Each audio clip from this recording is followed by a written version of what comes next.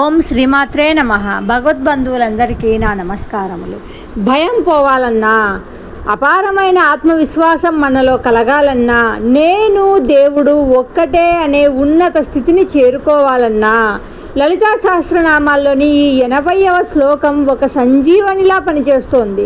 తాపత్రయాల నుండి విముక్తి పొంది ఆనంద స్వరూపిణిని ఎలా చేరుకోవాలో ఈ వీడియోలో వివరించబోతున్నాను. చివరి వరకు చూడండి, ఎందుకంటే చివరిలో ఈ నామాలను జపించడం వల్ల కలిగే ఫలితాలను కూడా చెప్పబోతున్నాను. చితి చితి తత్పద లక్ష్యార్థ చిదేక రసరూపిణి స్వాత్మానంద లవీభూత బ్రహ్మాద్యానంద సంతతి. చితి 2 అక్షరాల నామం. ఈ నామానికి అర్థము జ్ఞానము లేదా చైతన్యము అని అర్థము.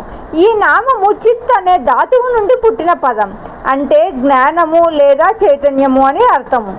ఈ సృష్టిలో ప్రాణం ఉన్న వాటిలోనూ లేని వాటిలోనూ అంతటా నిండి ఉన్న ఎరుక లేదా చైతన్యమే అమ్మవారు.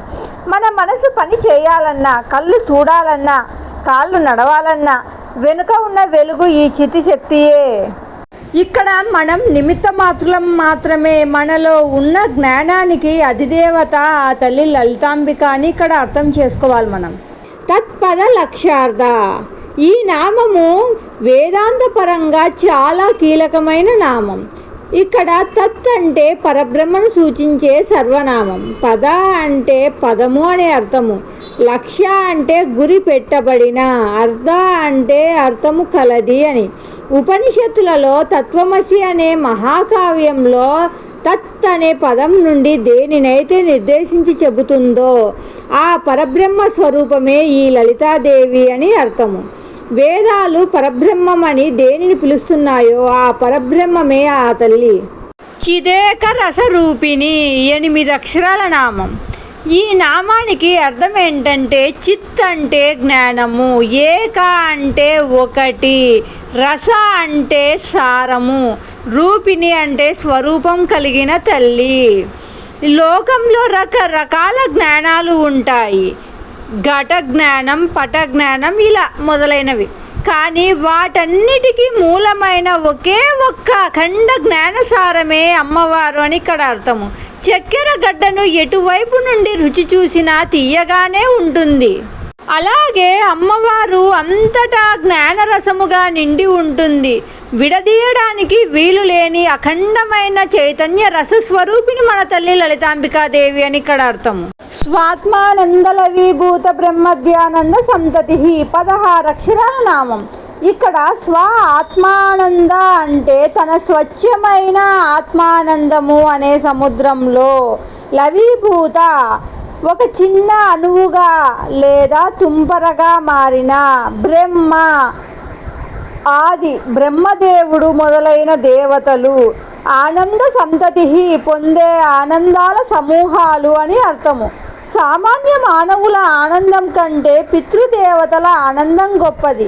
వారికంటే దేవతల ఆనందం గొప్పది. వీరందరికంటే బ్రహ్మదేవుడి ఆనందం అత్యున్నతమైనది అని వేదం చెబుతోంది. అయితే అటువంటి బ్రహ్మదేవుడు అనుభవించే ఆనందం కూడా అమ్మవారి ఆత్మానంద సముద్రంలో ఒక చిన్న నీటి చుక్కతో సమానం. ఇక్కడ బ్రహ్మదేవుడు మొదలైన వారు అనుభవించే ఆనందాలన్నీ అమ్మవారి అనంతమైన ఆనంద సముద్రంలో చిన్న బిందువులు మాత్రమే. ఈ శ్లోకం ద్వారా మనం తెలుసుకోవాల్సింది ఏమిటంటే, చితి అనే నామం నుంచి అమ్మవారు సకల చైతన్యానికి మూలమని, తత్పద లక్ష్యార్థ నామం నుండి ఆమె పరబ్రహ్మ స్వరూపం అని తెలుసుకోవాలి. చిదేక రసరూపిణి అంటే ఆమె ఏకైక జ్ఞాన సారం అని తెలుసుకోవాలి.